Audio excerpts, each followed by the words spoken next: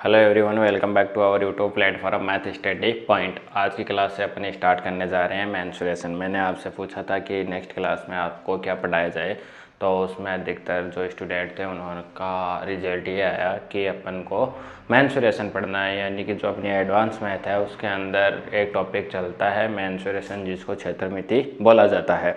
अब क्षेत्रमिति है, इसमें भी क्या पढ़ेंगे अपन, एरिया और वॉल्यूम जिसको बोलते हैं क्या, क्षेत्रफल और आयतन।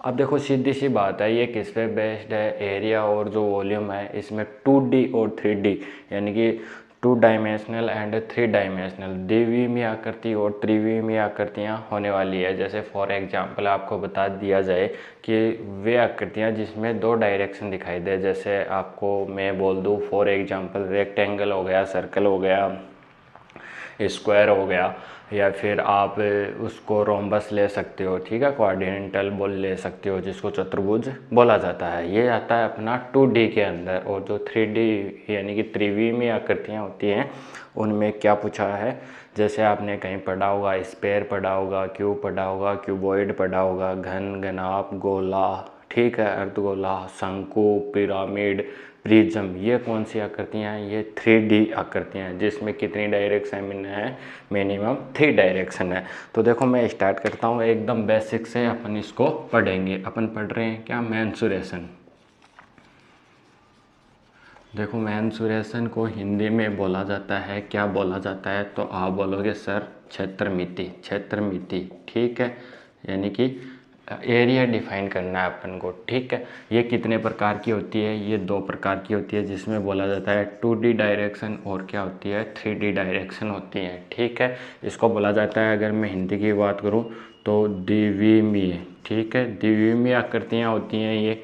और वो कौन सी होती हैं, त्रिविमीय आकृति, यानी कि जिसको हम 3D बोलते हैं। इसको मैं लिख रहा हूँ क्या, त्रिविमीय आकृति, त्रिविमीय आकृति, ठीक है भाई। हिंदी आप थोड़ा सा देख लेना, त्रिविमीय आकृति ये है। इसका अगर मैं फॉर एग्जांपल लूँ आपके लिए, तो फॉर एग्जांपल अपना रेक्टेंगल हो गया, जैसे इसको मैं हिंदी में लिख रहा हूँ, आयत हो गया, वृत्त हो गया, ठीक है, घन नहीं होता है, सॉरी, क्या होता है, वर्ग होता है, ठीक है। ये क्या है, 2D के अंदर आएंगे। और 3D के अंदर आपके कौन कौन से टॉपिक आएंगे, गोला आएगा, घन आएगा, ठीक है, और इसका भाई कौन आएगा, घनाभ आएगा, बेलन आएगा, और क्या आने वाला है, शंकु आने वाला है, और पिरामिड ले सकते हो आप, पिरामिड, और जो लास्ट में बच गया उसको प्रिज्म बोल सकते हो। इसमें आप किसको और काउंट कर लोगे, त्रिभुज को काउंट कर लोगे, त्रिभुज काउंट हो जाएगा, साथ ही चतुर्भुज काउंट हो जाएगा आपका, चतुर्भुज। इस प्रकार से जो मेंसुरेशन है, इसमें जो क्षेत्रमिति है अपनी, ये 2 प्रकार की होती है, द्विविमीय आकृतियाँ होती हैं और त्रिविमीय आकृतियाँ होती हैं। सबसे इजी टॉपिक है ये, क्या है, सबसे इजी टॉपिक है एडवांस मैथ का। कैसे, ये फॉर्मूला बेस्ड होने वाला है, ओनली फॉर फॉर्मूला बेस्ड। तो क्षेत्रमिति कितने प्रकार के होते हैं, द्विविमीय आकृतियाँ होती हैं, त्रिविमीय आकृतियाँ होती है। द्विविमीय आकृतियों के क्या एग्जाम्पल हैं, आयत हो गया, वृत्त हो गया, वृग हो गया, त्रिभुज हो गया, चतुर्भुज हो गया।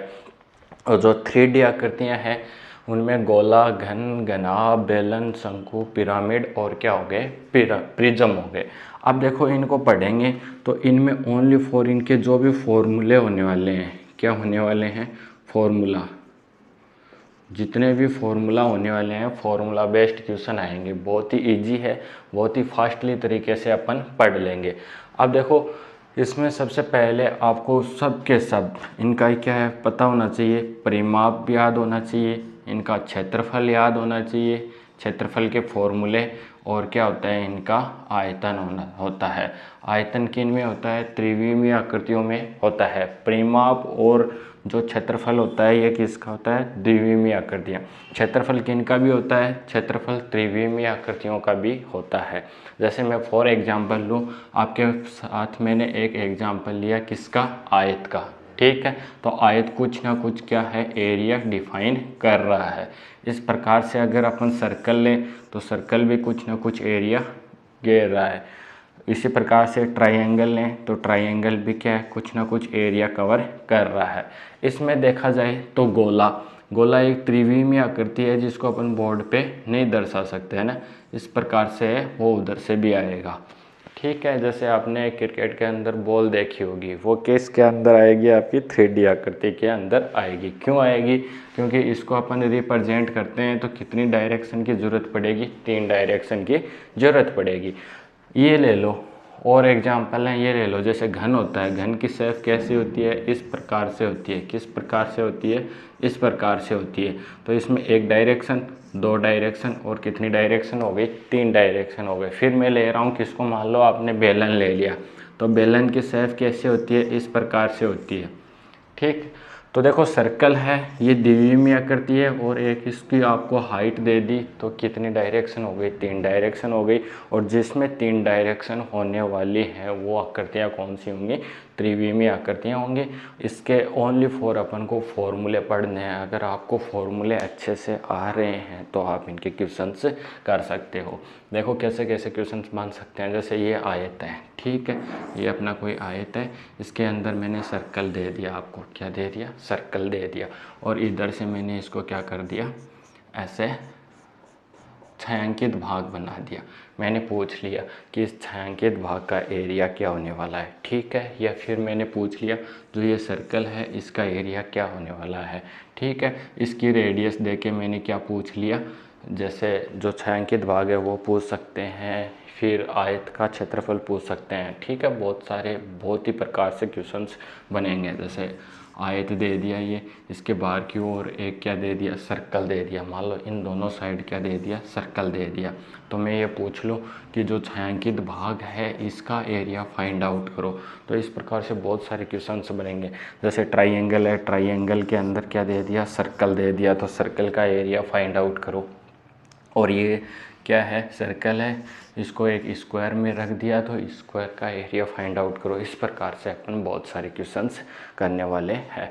सबसे पहले क्या पढ़ेंगे, इनके जो जितने भी फॉर्मूले होने वाले हैं फॉर्मूले पढ़ेंगे। उसके बाद में एक एक का पढ़ेंगे। जैसे आयत से स्टार्ट करेंगे, पहले इनके पढ़ेंगे फॉर्मूले, फिर इन सब के फॉर्मूले पढ़ेंगे, ठीक है। फिर आयत पे कुछ क्वेश्चन होंगे, वर्त पे होंगे, स्क्वायर पे होंगे, ट्रायंगल पे होंगे और क्वाड्रेंटल पे होंगे, यानी कि चतुर्भुज पे होंगे। इनका सबका देखो परिमाप क्या होता है। परिमाप जैसे कोई डायरेक्शन है, इनके देखो मैं बोल दूँ आपको कि पहले सारे फॉर्मूले याद करेंगे कैसे भी करके, फिर परिमाप, क्षेत्रफल और आयतन ये पढ़ेंगे। परिमाप क्या होता है, जैसे ये कोई ट्राइंगल है, इसकी कितनी डायरेक्शन है, 3 डायरेक्शन है, तीनों डायरेक्शन का टोटल क्या हो जाएगा, परिमाप हो जाएगा। परिमाप ओनली फॉर 2 डायरेक्शन में होगा, इनमें नहीं होगा, ठीक है। त्रिविमीय आकृतियों में परिमाप नहीं होगा, ठीक है, इनमें ही होने वाला है। तो अपन एक एक को पढ़ेंगे अच्छे वैसे। रेक्टेंगल से स्टार्ट करेंगे, इसके फॉर्मूले पढ़ेंगे, सारा जितने भी क्वेश्चंस बन सकते हैं वो मैं आपको यहाँ पे पुटअप करवाऊँगा। चलो अपन स्टार्ट करते हैं। देखो सबसे पहले पढ़ेंगे अपन रेक्टेंगल को, जिसको बोला जाता है क्या, आयत। आयत की शेप कैसी होती है, तो आयत की शेप होती है सर इसके जैसे। कोई भी इसकी एक कंडीशन, इसके आमने सामने की भुजा इक्वल होती है। पहली बात क्या होती है, आमने सामने, पहले कैसे भी लिख लो आप, हिंदी में लिखना आपको कि आमने सामने की जो भी डायरेक्शन होंगी वो क्या होंगी, इक्वल होगी, बराबर होंगी। दूसरी बात, इसमें जो एंगल होगा वो कितने डिग्री का होगा, 90 डिग्री का होगा। यानी कि इसके अंदर 4 डायरेक्शन, 4 एंगल बनने वाले हैं, ए बी सी डी। एक एंगल, 2 3 4, और ये कितने डिग्री के होने वाले हैं, 90 डिग्री के होने वाले हैं। आमने सामने की भुजाएं जैसे ए डी के इक्वल क्या होगी, तो आप बोलोगे बी सी होगी। और ए बी के इक्वल क्या होगी, तो ए बी के इक्वल होगी सी डी। इस प्रकार से होने वाली है। इसको क्या बोलेंगे अपन, आयत बोलेंगे। आयत की कंडीशन क्या है कि सम्मुख भुजाएं नहीं, जो सम्मुख, जो आमने सामने की भुजाएं होती हैं उनको सम्मुख भुजाएं बोला जाता है। जो सम्मुख भुजाएं क्या होंगे, इक्वल होंगी। कैसे, अगर ये 4 सेंटीमीटर रिजल्ट है तो ये भी कितना होगा, 4 सेंटीमीटर ही रिजल्ट होगा। अगर ये 8 सेंटीमीटर रिजल्ट है तो ये भी कितना होगा, 8 सेंटीमीटर ही होने वाला है। सबसे पहले इसका पैरामीटर यानी कि परिमाप। परिमाप क्या होता है, चारों भुजाओं का योग। तो 4 भुजाएं कितनी हैं, A B plus B C plus फिर आप सी डी ले लो, और ये क्या हो गया, क्या लेते हैं, इसको AD लेते हैं। यानी कि चारों भुजाओं का आप माप कर दोगे तो वो क्या निकल के आएगा, इसका पैरामीटर। अब देखो 8 8 दूनी 16, 8 या 24, पैरामीटर कितना निकल के आया, 24। तो इसका फॉर्मूला लिखें तो इसमें लेंथ और क्या है, बेस। लेंथ को आप रिप्रेजेंट करोगे किससे, इसकी लंबाई से, और जो ब्रीथ होने वाली है वो उसको क्या बोलेंगे, इसकी चौड़ाई बोलेंगे। तो लंबाई कितनी बार काउंट हुई, तो लंबाई 2 बार काउंट हुई। कहाँ कहाँ काउंट हुई, AB और CD। चौड़ाई कितनी बार काउंट हुई, 2 बार, एक बार यहाँ पे, एक बार यहाँ पे। तो लंबाई प्लस चौड़ाई, ठीक है, दोनों का टोटल, और इसको किससे मल्टीप्लाई कर दो, 2 से। तो जो आयत का परिमाप निकल के आया वो क्या निकल के आया, 2 इंटू लंबाई प्लस में चौड़ाई। दूसरी बात, इसका सर क्षेत्रफल, इसका एरिया क्या होगा, एरिया ऑफ रेक्टेंगल क्या होने वाला है, देखो क्या होने वाला है, जो लेंथ और जो बेस है इनका क्या होगा, मल्टीपल होगा, लंबाई इंटू चौड़ाई, जिसको अपन बोल सकते हैं क्या, चौड़ाई गुणा लंबाई। ये क्या हो गया, इसका एरिया हो गया। अब देखो ये अपना एक रेक्टेंगल है, तो इसमें क्या लगने वाली है, एक पाइथागोरस प्रमेय लगने वाली है। जैसे विकर्ण होता है, विकर्ण को डायगोनल बोला जाता है, और डायगोनल जैसे ABCD, ये डायरेक्शन दे दी मैंने, मान लो 4, ये डायरेक्शन दे दी 5। अपन से पूछ ले कि इस रेक्टेंगल का डायगोनल कितना होगा। डायगोनल का मतलब होता है विकर्ण, क्या होता है, विकर्ण। तो विकर्ण फाइंड आउट करने के लिए अपन को क्या यूज करना पड़ेगा, अपन को पाइथागोरस प्रमेय यूज करनी पड़ेगी। तो मैं यहाँ से लिख रहा हूँ इसका क्या, आयत का विकर्ण। विकर्ण का फॉर्मूला क्या होगा आपके लिए, कि इसकी लेंथ का होल स्क्वायर प्लस में इसकी बेथ का होल स्क्वायर, और दोनों का क्या कर दो, अंडर रूट कर दो। ये कहाँ से आया, ये आया है पाइथागोरस प्रमेय से। आई थिंक आप पाइथागोरस प्रमेय जानते होंगे। पाइथागोरस प्रमेय, पाइथागोरस प्रमेय क्या होती है, आपने 10th में पढ़ा होगा, 9th में पढ़ा होगा, अच्छे से पढ़ा होगा। क्या, कर्ण का होल स्क्वायर इक्वल टू आधार का होल स्क्वायर प्लस में लंब का होल स्क्वायर। इससे आया ये रिजल्ट। तो ये सॉरी 3 लेंगे और ये कितना आ जाएगा, 5 आ जाएगा। तो ये एक ट्रिपलेट बन गया, 3 4 5। जैसे और भी ट्रिपलेट होते हैं, ठीक है।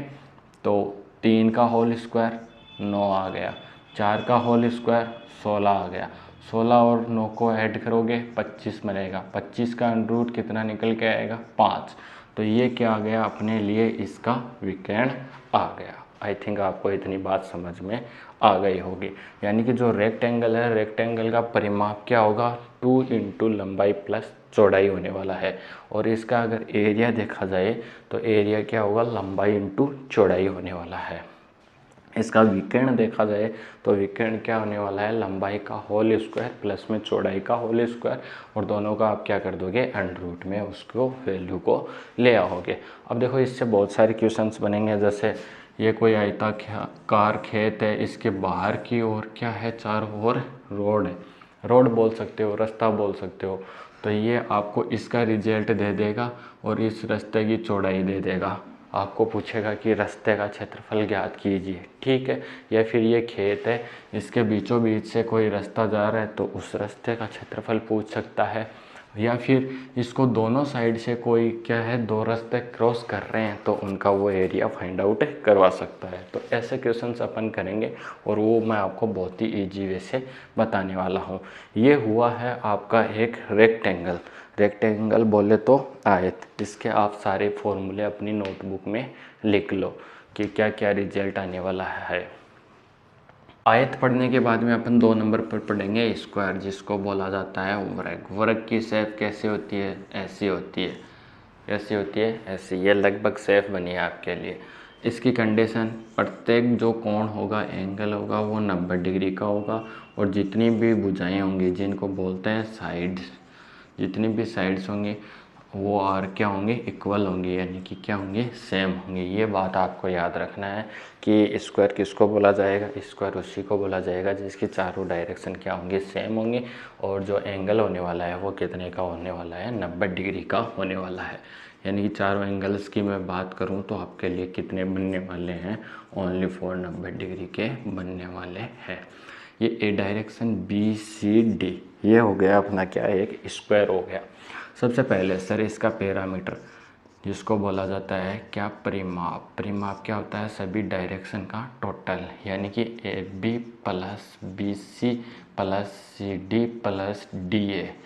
ठीक है, अब मैंने बोला कि इसकी एक डायरेक्शन 4 सेंटीमीटर है, तो सभी डायरेक्शन क्या होंगे, 4 सेंटीमीटर ही होने वाली है। तो आप इसको डायरेक्ट लिख दो। क्या लिख सकते हो, एक बार काउंट, 2 बार, 3 बार, 4 बार। तो क्या हो गया, 4 इंटू डायरेक्शन, यानी कि 4 गुना क्या आ गया, भुजा आ गया, साइड्स बोल सकते हो इसको। सर इसका एरिया क्या होने वाला है, इसका एरिया यानी कि इसका क्षेत्रफल।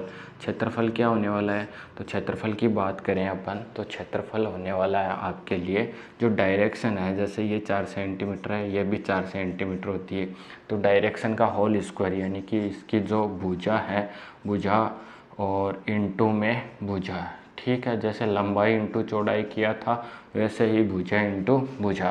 तो ये टोटल रिजल्ट कितना बन जाएगा, भुजा की पावर 2। ये क्या हो गया, इसके लिए स्क्वायर का एरिया हो गया। ठीक है सर, इसका वीकेंड डायगोनल क्या होने वाला है, वीकेंड क्या होने वाला है, आपको याद रखना है, डायरेक्ट √2 इंटू में भुजा। भुजा कैसे लिखा जाएगा, भुजा ऐसे लिखा जाएगा। ठीक है, तो ये कैसा है, √2 इंटू भुजा। इसको देखो, आपको एक फॉर एग्जांपल के माध्यम से समझाते हैं। जैसे ये रेक्टेंगल दिखाई दे रहा होगा, बट आपको क्या समझना है, इसको एक स्क्वायर समझना है। ये डायरेक्शन ए है, ये ए है, अपन को क्या निकालना है, इसका डायगोनल। डायगोनल क्या होता है, वीकेंड निकालना है। तो इसमें पाइथागोरस लगाओगे, ठीक है, पाइथागोरस लगाओगे तो ये अपना क्या है, आधार, ये क्या है, लंब, और ये हो गया आपका वीकेंड। तो क्या आएगा, कर्ण का होल स्क्वायर इक्वल टू आधार का होल स्क्वायर प्लस में लंब का होल स्क्वायर। आधार और लंब क्या है, सेम है, स्क्वायर दोनों का।